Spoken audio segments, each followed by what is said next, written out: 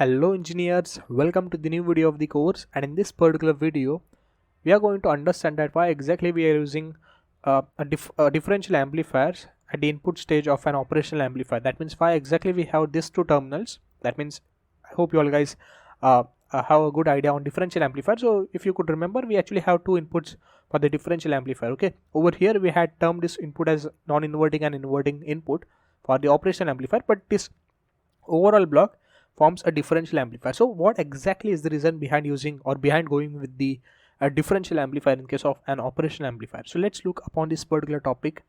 Okay, so for that, let's assume that this is my op-amp. I'm not considering VCC and minus VCC and all those things.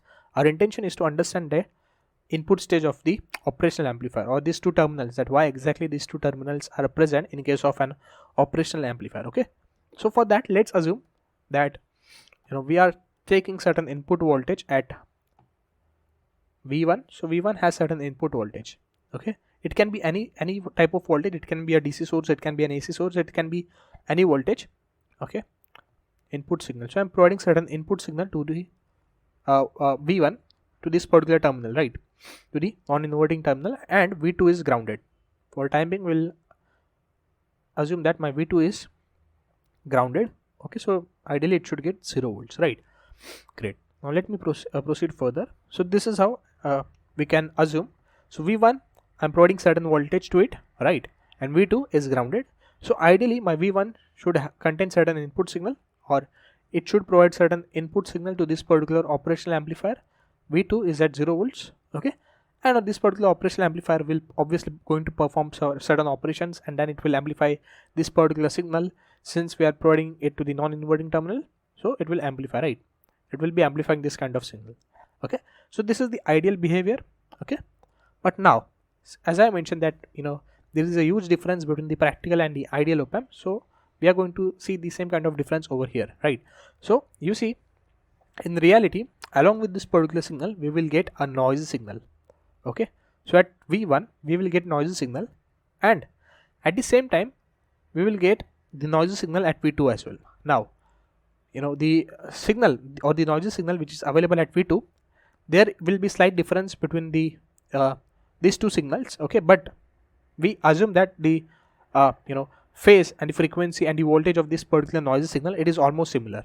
Now from where this particular noisy signal will occur, obviously whenever you are connecting any op-amp in the circuit, okay, so obviously there will be some another circuitry present in the vicinity of this particular op-amp, right? So let's assume that if there is any current carrying conductor, for timing, let's assume that if there is certain wire which is carrying certain current, right, which is carrying certain current I, let's assume that this particular wire or this particular jumper, it is carrying some heavy current. Let's assume that the current is 10 ampere, something like that. Okay, so now this particular current will try to induce certain voltage at both of this particular terminal, right?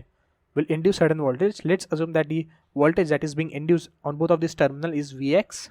Okay, and over here it should be Vx only. Okay, this is our assumption, not necessary that whatever the voltage that is being induced over here will be equivalent to this one, right? Okay, this is what we assume. Okay, so that you see over here, when we assume this, what we get is that V1, if you now look at this particular scenario, your V1, let me move it somewhere over here. Yeah, your V1 is input signal, okay, plus of noisy signal, right, and your V2 is a noisy signal only. Now when you subtract this, right, if you could remember, what is the differential output, or what is the output of an op-amp? So we mentioned this particular point very, very clearly, that is V1 minus of V2 times of gain is AD, right? So you see over here, what is my V1? V1 is certain input signal, okay, input signal plus of noise, right, plus of noise, and then we have V2, that is minus of V2 we are getting only noisy signal at the V2, and then that is getting multiplied with certain gain, that is AD. Okay, now you see over here, with this particular logic, we are able to eliminate the noise. We are actually able to eliminate the noise. So at the output side, we are going to get the amplified form of the input signal. So we are getting certain input signal, and obviously with that we are getting certain gain, right? So the gain is getting multiplied with our input signal, so we are going to get a huge signal, right? Okay, but in reality we cannot eliminate this noise completely. In reality, in fact, no one could eliminate the noise completely, but yes, we can reduce or we can compress the noise, but we can never ever eliminate the noise. Remember one thing, in real life you cannot eliminate the noise completely, but you can reduce or you can compress it. Okay, so but if you see over here, till now we had deal with lots of amplifiers, like amplifiers from JFETs, BJTs, and any other sorts of amplifiers. Even we had deal with differential amplifiers as well. So the drawback with the differential amplifier was, it was not able to provide a very high gain. So if you see, and this is what we actually saw in the course of differential amplifier as well. So differential amplifier was not able to provide high gain. So it was not able to provide high gain. Okay, high gain, but surely it was able to reduce the noise, which we saw in the previous course as well, in the course of differential amplifier. Okay, so what we used, so that's the reason that why exactly we use differential amplifier at the input stage of an operational amplifier, so that we can actually eliminate the noise. Okay, ideally, not practically, or rather we can actually compress the noise. Okay, we can actually compress the noise, and at the output side we will get input signal only. Okay, let's assume instead of operational amplifier, if you are designing certain amplifier with the help of BJTs, right? So no doubt you will get the amplified form of the signal. If this is your input signal, you will get the amplified form of the signal. Okay, like you will expect that you will get this kind of signal at the output side, but in reality you see that particular signal will be little noisy, something like this. It will be little noisy, something like this. Okay, so that's the drawback, having an amplifier with BJTs or JFETs and all. So to eliminate this particular noise, or to suppress or to compress this particular noise, we are actually using this differential amplifier at the input stage of an operational amplifier, so that we can get rid of this particular noisy signal, and we will get a good amplified form of the signal.